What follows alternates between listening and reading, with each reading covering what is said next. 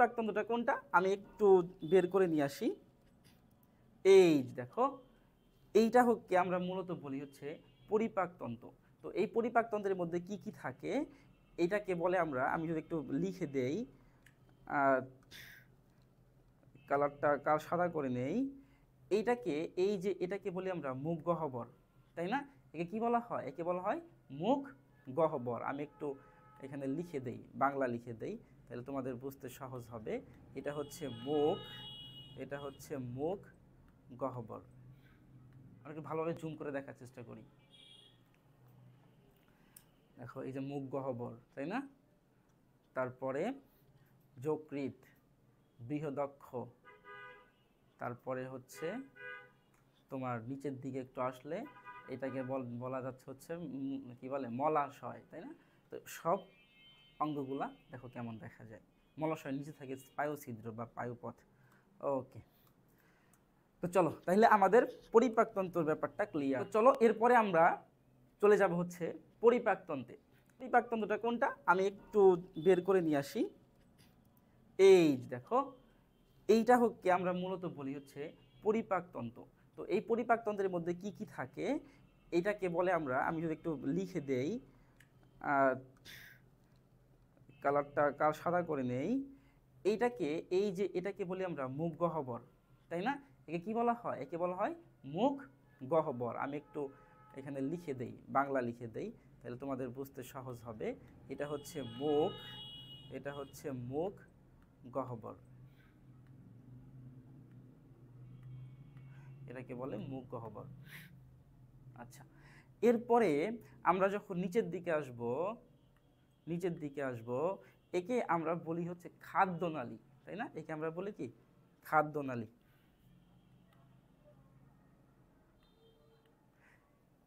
একে আমরা বলি হচ্ছে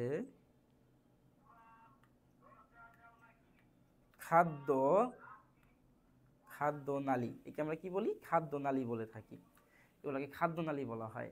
তারপরে এই পরিপাকতন্ত্রের একটা পার্ট আছে যাকে আমরা যকৃৎ বলে থাকি। তো যকৃৎ কোনটা আমি একটু বের করে নিয়ে আসি। এই যে এই পার্টটা, একে আমরা যকৃৎ বলে থাকি, তাই তো? তো এই যকৃৎটা আসলে কোথায় থাকে? তোমার এই পাশটায় থাকে, এই পাশটায় থাকে। তো এটাকে আমরা বলতে পারি কি, এই পার্টটাকে আমরা বলতে পারি এটা হচ্ছে তোমার যকৃৎ। এটাকে আমরা বলতে পারি যকৃৎ। এরপরে আসো, এরপরে কি থাকে? এরপরে বৃহদক্ষ থাকে। বৃহদক্ষ কোনটা? এই যে এইটা হচ্ছে সেই আমাদের এই যে এই পার্টটা, এই পার্টটাকে আমরা মূলত বলি বৃহদাক্ষ। এই পার্টকে বৃহদাক্ষ বলা হয়। এখানে লিখে দেই, এটাকে বলা হয় হচ্ছে কি বলা হয় এটাকে? এটাকে বলা হয় বৃহদাক্ষ আর কি, এভাবে লিখে দেন বৃহদাক্ষ।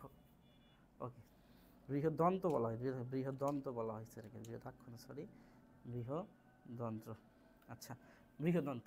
এরপরে এরপরে আসো পাকস্থলীর মধ্যে বা পরিপাকতন্ত্রের মধ্যে আরেকটি ইম্পর্টেন্ট অঙ্গাণু আছে যাকে আমরা বলি হচ্ছে মলাশয়। তো মলাশয় কোনটা হবে? দেখো আমরা এখান থেকে দেখি নিচে, এই নিচের পার্টটা, এই পার্টটাকে আমরা বলি মলাশয়।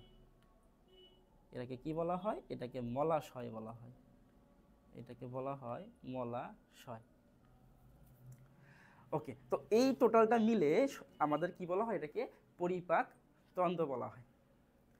আচ্ছা, আই থিঙ্ক ক্লিয়ার। এখন পরীক্ষাতে যদি পরিপাকতন্ত্র আসে তাহলে আমাদেরকে কি লিখতে হবে? পরীক্ষার খাতায় তো আমাদের লিখতে হবে, তাই না? দেখলে তো শুধু হবে না, লিখতেও হবে। তো আসো আমরা পরীক্ষার খাতায় আসলে কিভাবে লিখবো সেটা আমরা একটু চিত্র দেখে বলার চেষ্টা করি। যদি পরীক্ষাতে এই পরিপাকতন্ত্রটা আসে তাহলে তোমরা লিখতে পারো যে এই তন্ত্র খাদ্য গ্রহণ, পরিপাক, শোষণ এবং অপাচ্য খাদ্যাংশ নিষ্কাশনের সাথে জড়িত। তার মানে হচ্ছে এই যে অঙ্কটা পরিপাকতন্ত্রটা, এটা হচ্ছে খাদ্য গ্রহণ, পরিপাক, শোষণ এবং অপাচ্য খাদ্যগুলোকে মানে আমাদের বডি থেকে বের করার জন্য কাজ করে। এই পরিপাকতন্ত্র মূলত দুইটা অংশ থাকে। একটাকে আমরা বলি হচ্ছে পৌষ্টিক নালী, একটাকে কি বলা হয়? পৌষ্টিক নালী, এবং আরেকটাকে বলা হয় হচ্ছে পৌষ্টিক গ্রন্থি। তো পৌষ্টিক নালী কোনগুলা, পৌষ্টিক গ্রন্থি কোনগুলা? মূলত মুখ ছিদ্র, এই যে এটাকে আমরা বলছি মুখ ছিদ্র, মুখ ছিদ্র, তারপরে মুখ গহ্বর, গলবিল, অন্তনালী, পাকস্থলী, ডিউডেনাম, ইলিয়াম, রেকটাম বা মলাশয়, এই যে মলাশয়টা এবং পায়ুছিদ্র, মলাশয়ের নিচে কি থাকে একটা, এখানে একটা পায়ুছিদ্র থাকে। তো এই যে পায়ুছিদ্র, এই সবগুলোকে একসাথে আমরা বলি হচ্ছে প্রস্টিক নালী।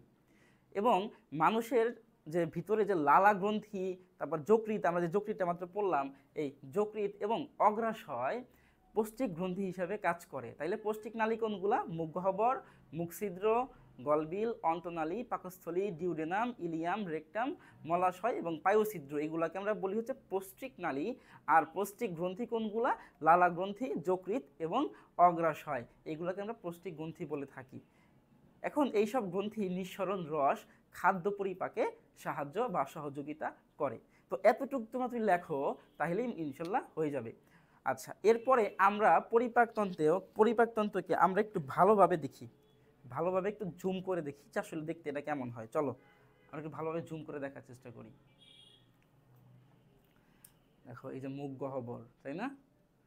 তারপরে যকৃৎ, বৃহদক্ষ, তারপরে হচ্ছে তোমার নিচের দিকে একটু আসলে এটাকে বলা যাচ্ছে হচ্ছে কি বলে, মলাশয়, তাই না? তো সব অঙ্গগুলা দেখো কেমন দেখা যায়। মলাশয়ের নিচে থাকে পায়ুছিদ্র বা পায়ুপথ। ওকে, তো চলো তাহলে আমাদের পরিপাকতন্ত্রের ব্যাপারটা ক্লিয়ার, এটা শেষ। এটা আমরা এখানে রেখে দিই, এটা রেখে দিই, এখানে থাক।